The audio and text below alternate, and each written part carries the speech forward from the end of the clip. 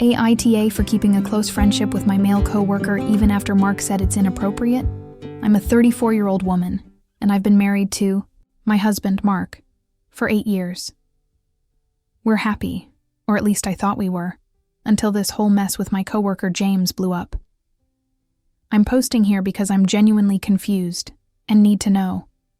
AITA for keeping a close friendship with my male coworker even after Mark said it's inappropriate. I feel like I'm losing my mind trying to figure out if I crossed a line or if he's overreacting. Let me back up. I work remotely for a big tech company, managing software projects. It's high pressure, with tight deadlines and endless Zoom calls, but I love it. 5 years ago, I started working closely with James, who's 29 and a total whiz at coding. We were on the same team, grinding through late-night sprints and swapping sarcastic memes to survive the stress. He's got this dry humor that always cracked me up, like when he'd send a gif of a dumpster fire to describe our latest project chaos. We just clicked, you know? It felt like finding a work soulmate, someone who got the grind without needing to explain it. When James got reassigned to another team last year, I was bummed, but we kept in touch. Our Slack chats went from work stuff to personal, like him venting about his disastrous Tinder dates or me ranting about how Mark forgot our anniversary dinner. We'd text outside work hours, sometimes 50 messages a day, swapping dumb jokes or life updates. He'd send me photos from his hiking trips, grinning in front of some mountain, and I'd share selfies from my morning runs, sweaty but proud. It was harmless, I thought. Just two friends cheering each other on. Mark, who's 36 and a high, school history teacher, is the opposite of James. He's steady, quiet, the kind of guy who plans our grocery lists a week in advance. I love that about him, but lately he's been distant, buried in grading papers or zoning out on his phone. I figured it was just his job wearing him down. We don't have kids, just a cozy suburban house with a garden I'm terrible at maintaining. Our life felt solid, if a little predictable, until this whole thing exploded. It started a few weeks ago. I was on a video call with James, laughing about an old office prank where we hit our boss's stapler. I didn't notice Mark lingering. In the doorway, his arms crossed, his face tight. Later that night, he asked to borrow my work laptop to check something for school. I didn't think twice. We share devices all the time. But when I came back from the kitchen, he was scrolling through my Slack history with James, his jaw clenched. My stomach dropped. "Sarah, what the hell is this?"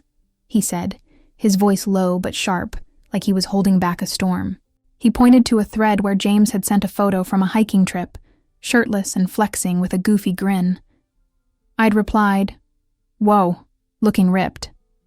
It was a joke, or so I thought.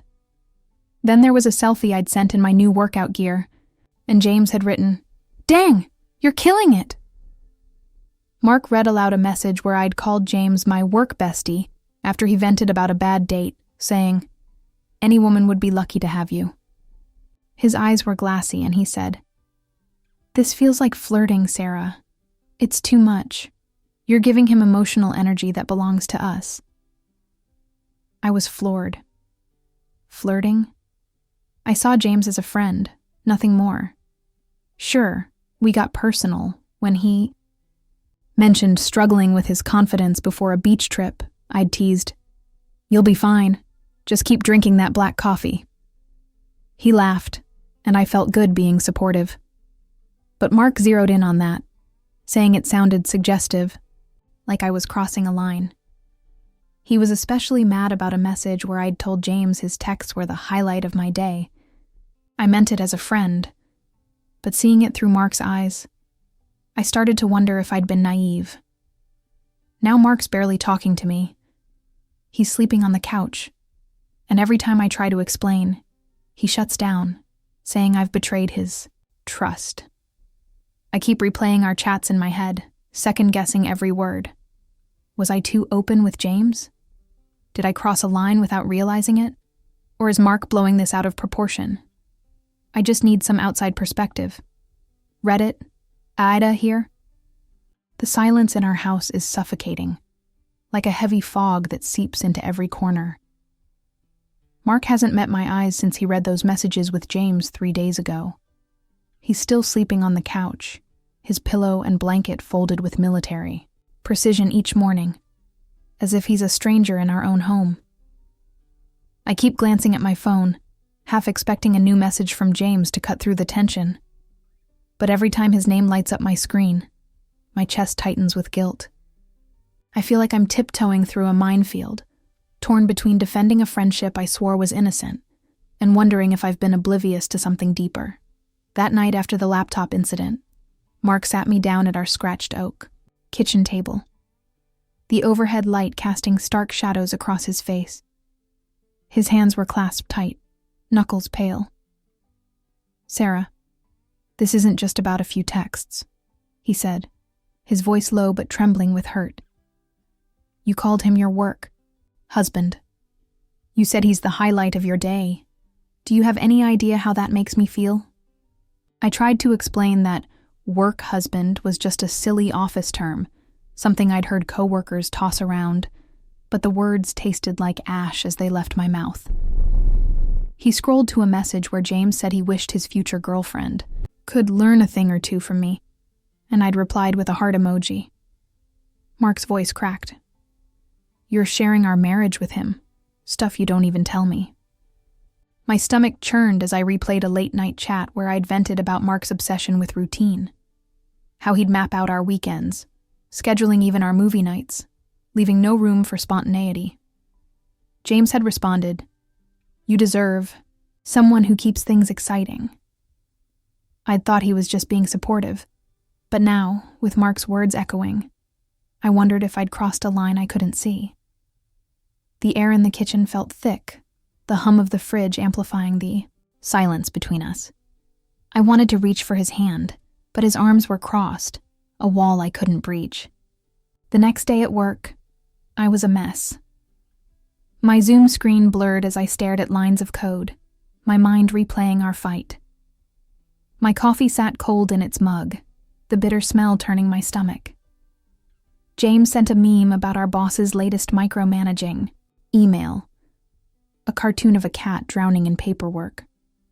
And I stared at it, my thumb frozen over the reply button. Normally, I'd fire back with something snarky, but every word felt like a betrayal. During a team call, my coworker Lisa's voice cut through my haze. "Sarah, you okay? You're quieter than usual." Her concern stung, and I mumbled something about a headache, my cheeks burning as I logged off early, the laptop screen's glow harsh against my tired eyes. I knew I had to act, so I messaged James that afternoon. "Hey, I'm swamped with work," I typed, my fingers trembling on the keyboard, the clack of each key too loud in the quiet room. "Let's keep chats more professional for now, cool?" My heart pounded as I hit send, dreading his response. He replied with a curt, "Sure, no prob," and a thumbs-up emoji, but it felt like a door slamming shut. Our usual banter, GIFs, inside jokes, random life updates, vanished. The next day, he sent a dry, work-only question about a project, and I answered just as stiffly, hating the cold formality. I missed the warmth of our friendship, the way his messages lit up my day, but Mark's hurt face haunted me, his eyes, red from sleepless nights. But Mark didn't soften. I thought pulling back from James would help, but he was still distant, his answers clipped. "It's not enough, Sarah," he said over dinner, pushing his plate of untouched pasta away. "You don't get how deep this goes. I want you to cut contact with him outside work, completely." My throat tightened. Cut James off entirely? He'd been my lifeline at work, the one person I could vent to about deadlines and office drama. But Mark's eyes were pleading, his voice raw, and I couldn't ignore the pain I'd caused. Then came the gut punch. While grabbing Mark's phone to order takeout, I saw a notification from someone named Emily. My heart raced as I opened it, something I'd never done before, but desperation drove me. The chat was filled with late-night messages, Mark venting about feeling stuck in our marriage, how I was too wrapped up in work. Emily's replies were warm, almost flirty. You deserve someone who sees you, Mark. My hands shook as I scrolled, the phone's light harsh against my blurring vision. Was he doing exactly what he'd accused me of? Or was this his way of coping with my betrayal? I sat there, frozen, my heart pounding. Was I the asshole for pushing him to this? Or were we both crossing lines we couldn't undo? The air in our house feels like it's made of glass, ready to shatter with one wrong move. I'm sitting on the edge of our bed, Mark's phone still heavy in my mind, those messages from Emily burning behind my eyes. I haven't confronted him yet. Every time I open my mouth, the words catch in my throat. How can I call him out when I'm still grappling with my own guilt over James? The hypocrisy stings, like a paper cut I keep pressing on. I'm starting to wonder if our marriage is unraveling, thread by thread, and if I'm the one who pulled the first string. Work is no escape. James's messages, once a bright spot in my day, now feel like a weight. Our chats are sterile, just project updates and polite sign-offs, but I miss the old ease, the way his sarcasm could pull a laugh out of me even on the worst days.